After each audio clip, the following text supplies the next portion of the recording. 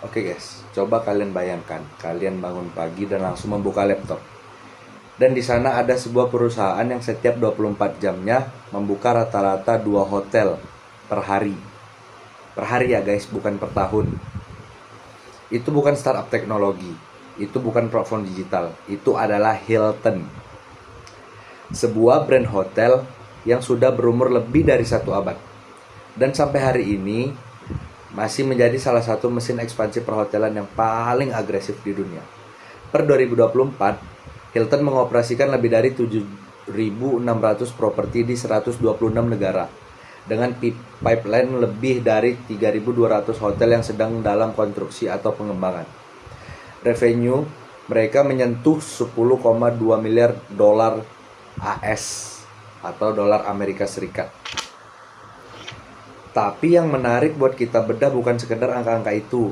Pertanyaannya adalah, apa yang membuat Hilton bisa tumbuh semasif ini? Sementara banyak chain hotel lain stagnan atau bahkan kolaps.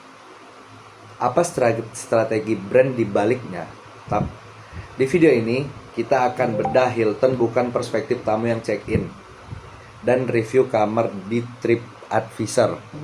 Kita bedah ini sebagai analis strategi, mencari tahu apa yang bisa kita pelajari dari salah satu mesin brand terbesar di industri hospitality global. Sejarah asal muasal brand.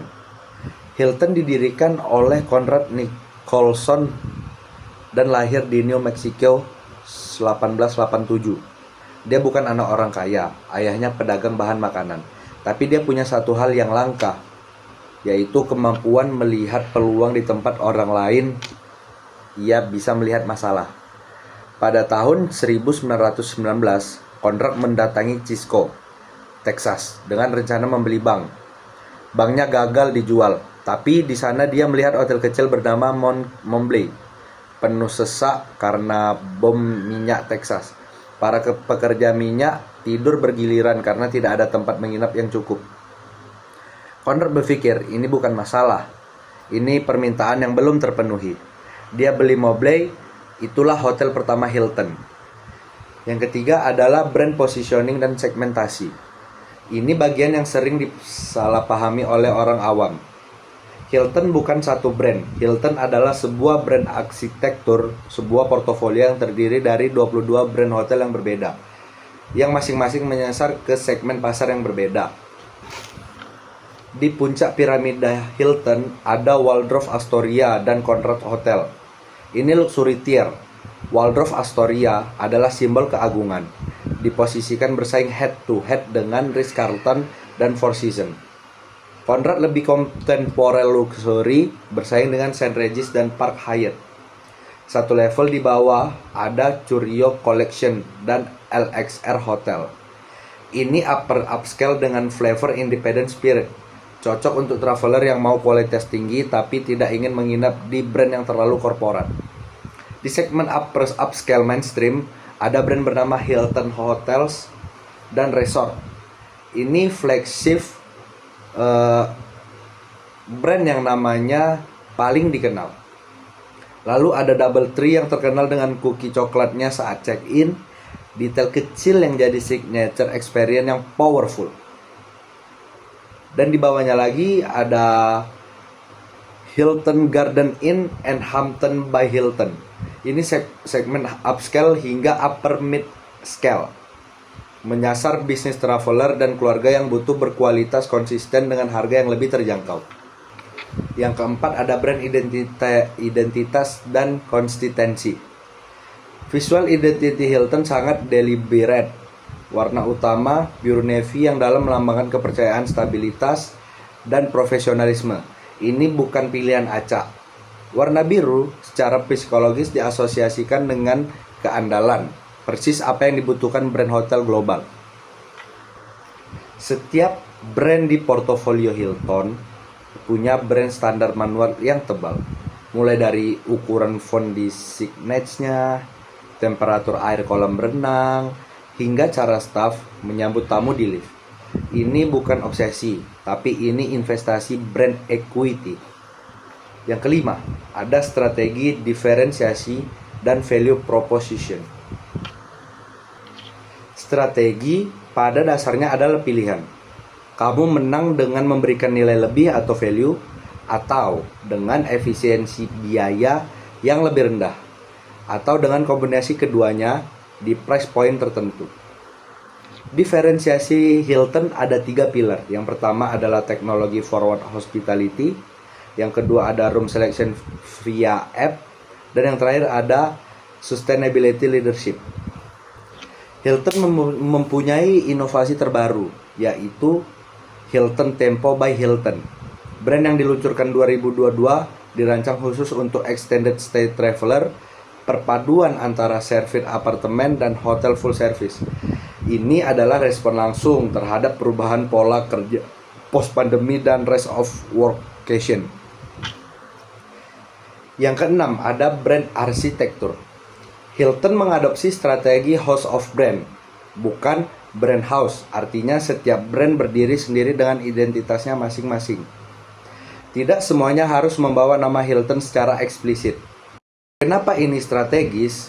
Karena tamu yang menginap di Waldorf Astoria tidak ingin merasa mereka di hotel yang sama dengan budget traveler di Hampton ini. House of Brands menciptakan ilusi eksklusivitas di tier atas. Sementara secara back-end, semua berbagi sistem operasional yang sama. Supply chain, platform teknologi, Hilton Honors Loyalty Program, efisiensi optimal, dan positioning diferensial.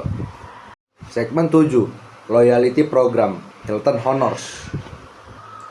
Salah satu aset brand Hilton yang paling underrated tapi powerful adalah Hilton Honors.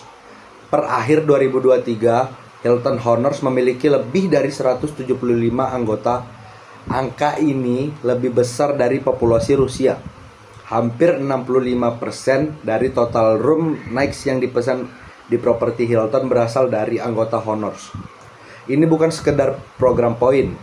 Ini adalah ekosistem captive audience yang luar biasa. Setiap anggota Honors yang naik ke tier Gold atau Diamond punya switching cost yang sangat tinggi. Mereka sudah menginvestasikan perjalanan dan poin mereka di dalam ekosistem Hilton. Pindah ke Marriott Bonvoy atau World of Hyatt berarti buang status yang susah payah mereka kumpulkan. Yang lebih cerdas lagi, Hilton Honors membuka data Gold Mine. Dari 175 juta anggota, Hilton tahu pola perjalanan mereka, preferensi kamar, sensitivitas harga, frekuensi menginap.